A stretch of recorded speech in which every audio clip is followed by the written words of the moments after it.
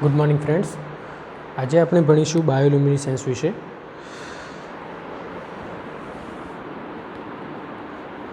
બાયોલ્યુમિનેસન્સ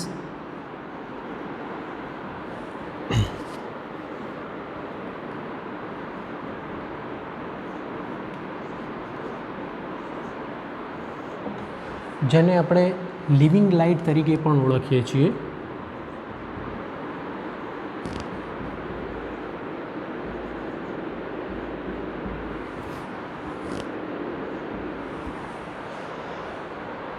living light, હવે શબ્દની અંદર જ એની વ્યાખ્યા આપી દીધેલી છે. લિવિંગ એટલે કે કોઈ સજીવ વસ્તુ અને લાઇટ એટલે કે પ્રકાશ. તો કોઈ પણ સજીવ વસ્તુ હોય એના શરીરમાંથી કોઈ એક પ્રકારનો પ્રકાશ ઉત્પન્ન થતો હોય તો એને આપણે શું કહીએ છીએ? લિવિંગ લાઇટ તરીકે ઓળખીએ છીએ. એને બીજા શબ્દોની અંદર બાયોલ્યુમિનેસન્સ તરીકે પણ ઓળખવામાં આવે છે. અને સાથે સાથે ગુજરાતીની અંદર કહીએ તો એને જીવંત પ્રકાશ તરીકે ઓળખવામાં આવે છે અથવા તો જૈવ પ્રકાશ કહેવામાં આવે છે. હવે આ જે લિવિંગ લાઇટ છે, આપણને ખબર છે કે કોઈ પણ પ્રકાશ હોય, કોઈ પણ પ્રકાશ હોય તો એની અંદરથી એ ગરમી ઉત્પન્ન થતી હોય છે. કોઈ પણ પ્રકારનો પ્રકાશ હોય, પરંતુ આ જે પ્રકાશ છે એની અંદરથી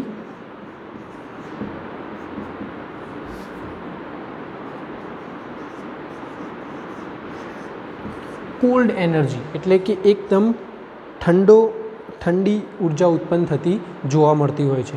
આના પાછળની જે મિકેનિઝમ છે એ આપણે પછી અભ્યાસ કરીશું, પરંતુ અત્યારે હાલ આ ખાસ ધ્યાન રાખો કે જીવંત પ્રકાશ છે એના સજીવ હોય તો સજીવના શરીરમાંથી કેવો ઠંડી એનર્જી નીકળતી જોવા મળતી હોય છે. એના શરીરમાંથી જેમ કોઈ પણ પ્રકાશ હોય એમ એના શરીરમાંથી ગરમી ઉત્પન્ન થતી જોવા મળતી નથી હોતી.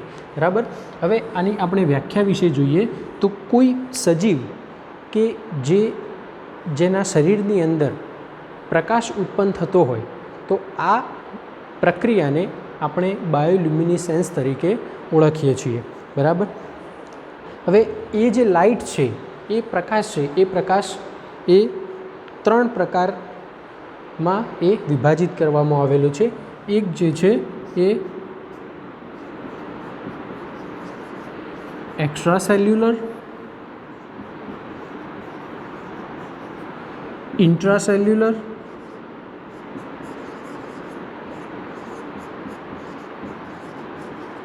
અને ત્રીજું છે એ સિમ્બાયોટિક.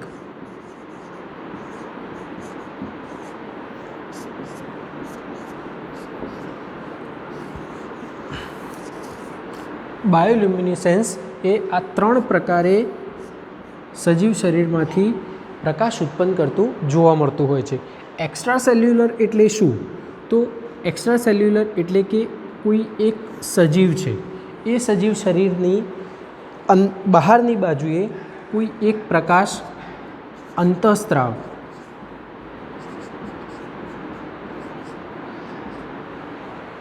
કોઈ પણ અંતઃસ્ત્રાવને કારણે આ પ્રકાશ ઉત્પન્ન થતો હોય તો એને આપણે શું કહીએ છીએ? એક્સ્ટ્રાસેલ્યુલર બાયોલ્યુમિનેસન્સ. હવે બીજું વાત કરીએ ઇન્ટ્રાસેલ્યુલર. તો ઇન્ટ્રાસેલ્યુલર એટલે શું? તો દાખલા તરીકે કોઈ એક કોષ છે, એ કોષની અંદર ફોટોજેનિક એક્ટિવિટી જોવા મળતી હોય.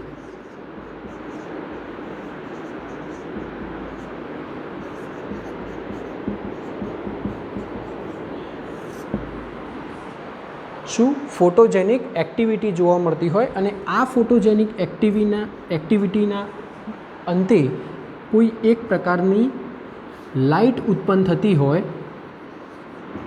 તો એને આપણે શું કહીએ છીએ? ઇન્ટ્રાસેલ્યુલર બાયોલ્યુમિનેસન્સ.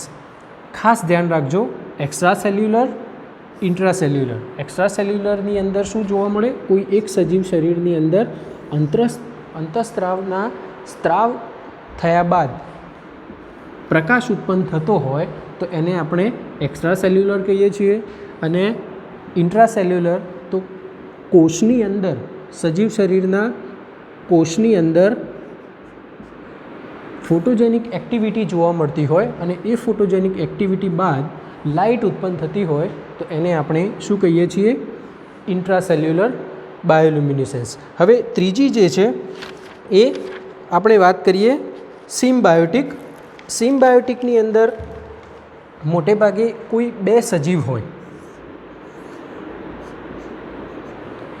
આ બે સજીવ એકબીજા સાથે જોડાઈ અને સહજીવન કેળવતા હોય.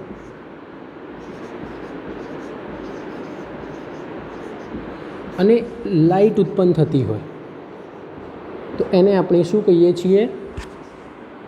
સિમ્બાયોટિક બાયોલ્યુમિનેસન્સ. એક્સ્ટ્રાસેલ્યુલર, ઇન્ટ્રાસેલ્યુલર અને સિમ્બાયોટિક, આ એના 3 પ્રકારો છે. હવે આપણે વાત કરીશું એના મિકેનિઝમ વિશે. મિકેનિઝમ એકદમ સિમ્પલ છે. કોઈ એક સજીવ છે, મોટે ભાગે ટીનોફોરા,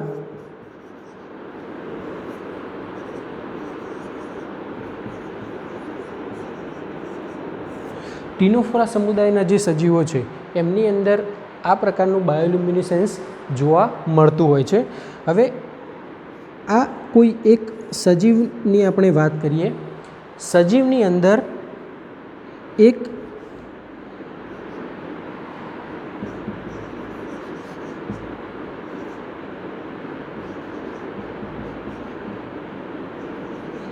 લાઇટ એમિટિંગ ઓર્ગન અથવા તો લાઇટ પ્રોડ્યુસિંગ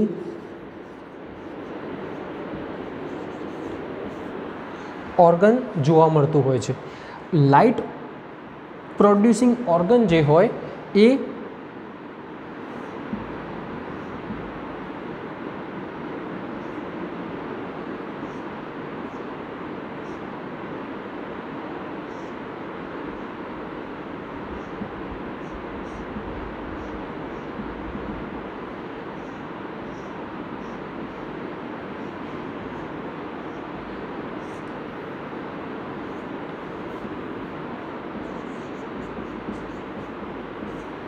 ચેતા સાથે જોડાયેલા જોવા મળતા હોય છે. કોની સાથે જોડાયેલા? તો ચેતા સાથે જોડાયેલા હોય, નર્વ સાથે જોડાયેલા હોય. અને આ નર્વ એ જ્યારે કોઈ એક પ્રકારનો સંદેશો એના સુધી પહોંચાડે છે, દાખલા તરીકે એ કોઈ પણ હોય, કોઈ રિપ્રોડક્શન માટે હોય અથવા તો સેલ્ફ ડિફેન્સ માટે હોય, એ કોઈ પણ પ્રકારનો સંદેશો ત્યાં પહોંચાડે છે, તો આ લાઇટ પ્રોડ્યુસિંગ ઓર્ગનની અંદર એક પ્રકારનો ઉત્સેચક રહેલો હોય છે જેને આપણે લ્યુસિફેરેસ તરીકે ઓળખીએ છીએ. બરાબર. હવે આ જે લ્યુસિફેરેસ ઉત્સેચક છે એની અંદર એક કેમિકલ હોય છે જેને આપણે લ્યુસિફેરિન તરીકે ઓળખીએ છીએ. ઓકે, શું કહીએ છીએ એને? લ્યુસિફેરિન. સૌથી પહેલાં શું હતું? તો એક લાઇટ પ્રોડ્યુસિંગ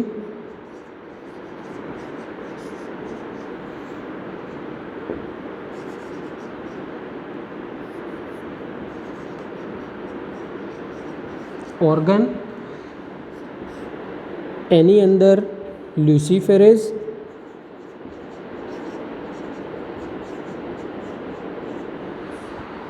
લ્યુસિફેરેઝની અંદર લ્યુસિફેરિન. હવે આ જે લ્યુસિફેરિન છે એ શરીરની અંદર જ્યારે ચેતા કોઈ પણ પ્રકારનો સંદેશો મોકલે છે તો એનાથી આ જે લ્યુસિફેરિન છે એ એક્ટિવેટ થાય છે. અને એ એક્ટિવેટ થવા અત્યારે હાલ આ લ્યુસિફેરેસ છે એ ઇનએક્ટિવ છે.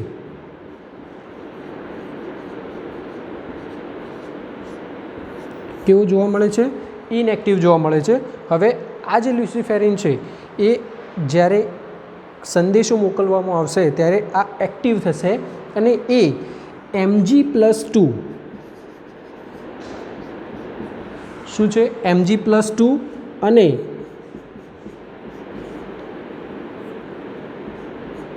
એટીપીની હાજરીની અંદર આ જે કેમિકલ છે લ્યુસિફેરિન એ એક્ટિવેટ થશે અને લ્યુસિફેરેઝ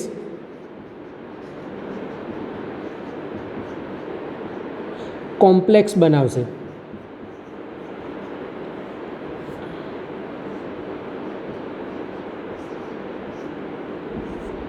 અને આ લ્યુસિફેરેઝ કોમ્પ્લેક્સ બનશે અને એના દ્વારા શરીરની અંદર જે લાઇટ પ્રોડ્યુસિંગ ઓર્ગન આવેલું છે એ ભાગે અહીંયા પ્રકાશ ઉત્પન્ન થતો જોવા મળશે. સર્વપ્રથમ શું હતું તો સજીવ શરીર હતું, એના શરીરની અંદર લાઇટ પ્રોડ્યુસિંગ ઓર્ગન હતું જે કોની સાથે જોડાયેલું હતું? ચેતા સાથે જોડાયેલું હતું. હવે અહીંયાથી કોઈ પણ પ્રકારનો સંદેશો આવે છે તો એના દ્વારા લ્યુસિફેરેઝ ઉત્સેચક છે એની અંદર લ્યુસિફેરિન કેમિકલ આવેલું છે અને એ Mg+2 અને એટીપીની હાજરીમાં લ્યુસિફેરેઝ કોમ્પ્લેક્સ બનાવશે અને આ લ્યુસિફેરેઝ કોમ્પ્લેક્સ એ લાઇટ ઉત્પન્ન કરશે. આવી રીતે એની આખી મિકેનિઝમ જોવા મળતી હોય છે. બરાબર. હવે આટલી તો આપણને ખબર પડી ગઈ. હવે આ જે બાયોલ્યુમિનિસેન્સ છે એના પાછળનું મુખ્ય કારણ શું? કેમ શરીરની અંદર કોઈ પણ સજીવ હોય તો એના શરીરની અંદર આ પ્રકારના લક્ષણો જોવા મળતા હોય છે, આ પ્રકારની એક વિશિષ્ટતા જોવા મળતી હોય છે. તો એના પાછળ સર્વપ્રથમ મુખ્ય કારણ એ છે કે એ પોતે રિપ્રોડક્શન કરી શકે. રિપ્રોડક્શન એટલા માટે કે કોઈ મેલ હોય અને એ ફિમેલને એટ્રેક્ટ કરવા માગતા હોય કોઈ પણ સજીવની અંદર, તો એ આ બાયોલ્યુમિનિસેન્સની પ્રક્રિયા દ્વારા એ ફિમેલને એટ્રેક્ટ કરી અને પ્રજનન માટે એને આકર્ષિત કરતું હોય છે. બીજું, કેટલાક મરાઇન એનિમલ્સ એટલે કે જે સમુદ્રી સજીવો છે એમની અંદર બાયોલ્યુમિનેન્સ એ ખૂબ જ મહત્ત્વનું કામ કરે છે સેલ્ફ ડિફેન્સની અંદર અને સાથે સાથે કોઈ પણ નાના સજીવ ઉપર અટેક કરવાની અંદર.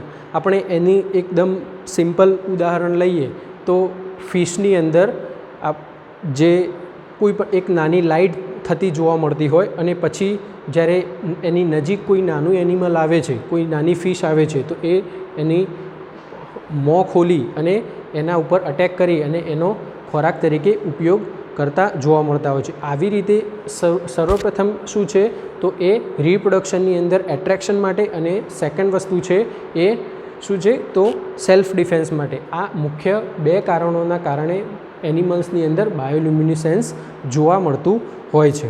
બરાબર.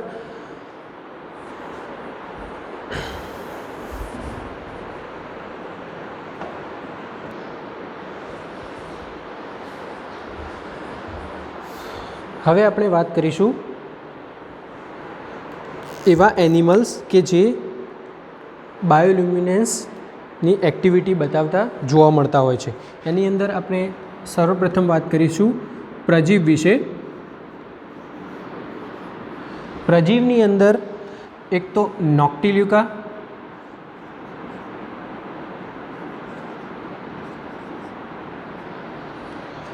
એના પછી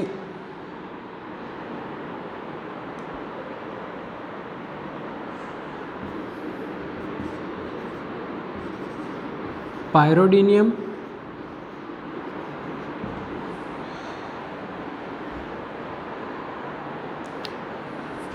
કોષ્ઠાંત્રીની અંદર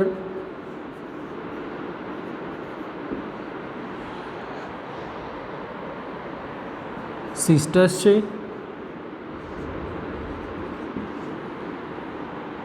પ્લુરોબ્રેન્કિયા,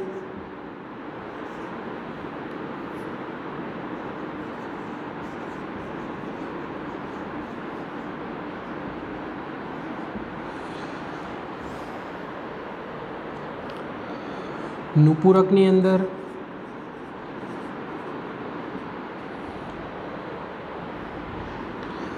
પોલીની,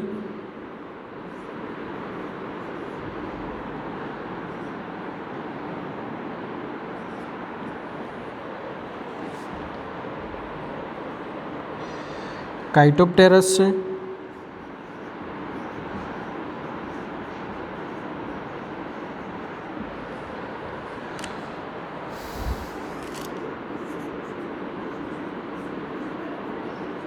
સંધિપાદમાં ફોર્ટિનસ,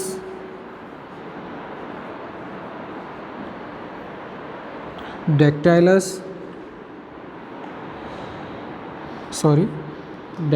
નહીં આવે,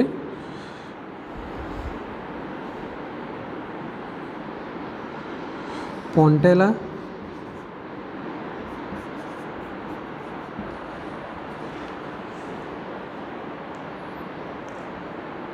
મૃદુકાય સમુદાયની અંદર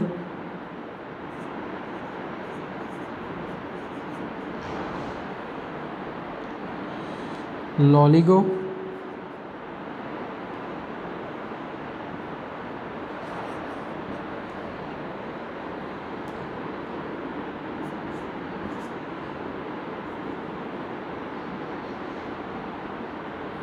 સ્પાઇરુલા,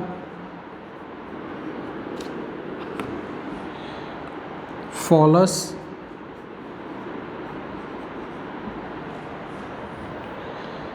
એના પછી શૂળત્વચીની અંદર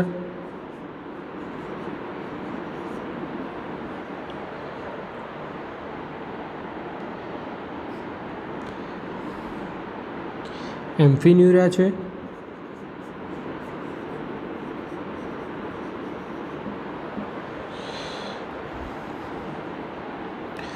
અને ઓફિયોકેન્થા.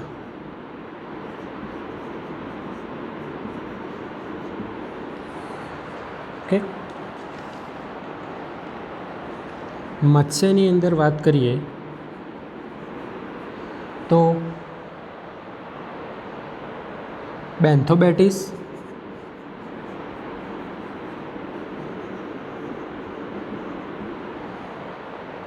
સ્પાઇનેક્સ,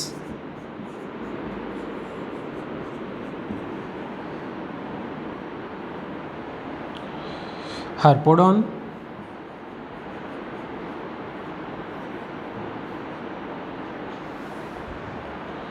અને ફોટોસ્ટોમિયા.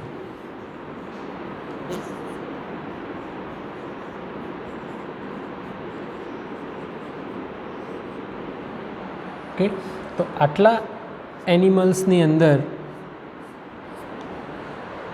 બાયોલ્યુમિનેસન્સ જોવા મળે છે. પ્રજીવની અંદર નોક્ટિલ્યુકા અને પાયરોડિનિયમ, કોષ્ઠાંત્રીની અંદર સિસ્ટસ અને પ્લુરોબ્રેન્કિયા, નુપુરકની અંદર પોલિની અને કાઇટોપ્ટેરસ, સંધિપાદની અંદર ફોર્ટિનસ અને પોન્ટેલા, મૃદુકાયની અંદર લોલિગો, સ્પાઇરુલા અને ફોલસ, શૂળત્વચીની અંદર એમ્ફિન્યુરા અને ઓફિયોકેન્થા, મત્સ્યની અંદર બેન્થોબેટીસ, સ્પાઇનેક્સ, હાર્પોડોન અને ફોટોસ્ટોમિયા. આટલા એનિમલ્સની અંદર બાયોલ્યુમિનેસન્સની એક્ટિવિટી જોવા મળતી હોય છે. હવે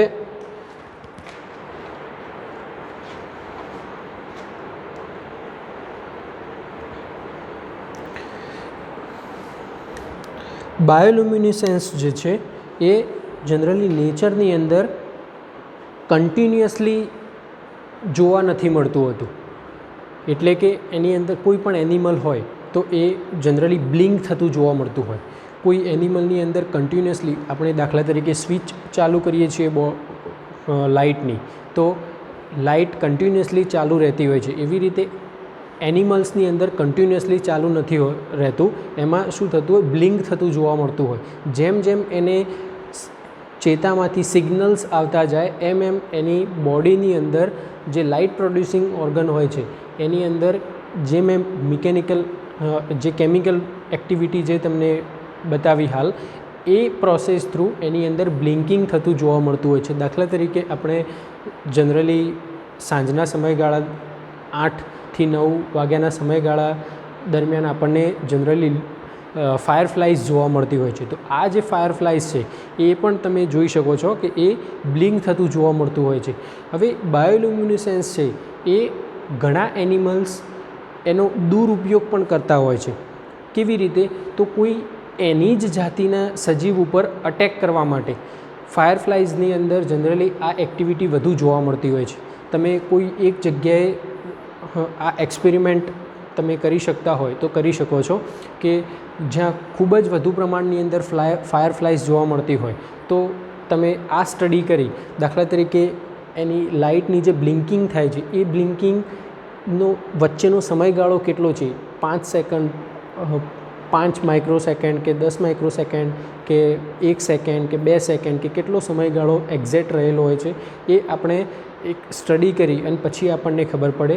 હવે આ જે ફાયરફ્લાઇઝ છે એ ફાયરફ્લાઇઝ શું કરશે, ફિમેલ છે તો એ ફિમેલ મેલને એટ્રેક્ટ કરવા માટે, પ્રજનન માટે, જ્યારે એ શારીરિક રીતે પુખ્ત થઈ ગઈ હોય ફિમેલ, ત્યારે એ મેલને પ્રજનન માટે એટ્રેક્ટ કરશે અને એ પછી જ્યારે મેલ એની સામે એના કોન્ટેક્ટની અંદર આવે છે ત્યારે એના ઉપર હુમલો કરી અને એનો ખોરાક તરીકે ઉપયોગ કરતા જોવા મળતા હોય છે. તો આવી રીતે એ બાયોલ્યુમિનેસન્સ એ ફાયરફ્લાઇઝની અંદર એ એક સજીવ બીજા સજીવનો ખોરાક તરીકે ઉપયોગ કરવા માટે પણ ફાયરફ્લાઇઝ અને બીજા સજીવો આ રીતે કરતા જોવા મળતા હોય છે. તો અત્યારે આ બાયોલ્યુમિનેસન્સનો જે ટૉપિક છે એની અંદર સર્વપ્રથમ એના પ્રકારો, પછી એની મિકેનિઝમ અને કેટલા સજીવોની અંદર, કયા કયા સજીવોની અંદર બાયોલ્યુમિનેસન્સની એક્ટિવિટી જોવા મળતી હોય છે એ નેક્સ્ટ લેક્ચરની અંદર આપણે બીજા એક ટૉપિક વિશે ડિસ્કસ કરીશું.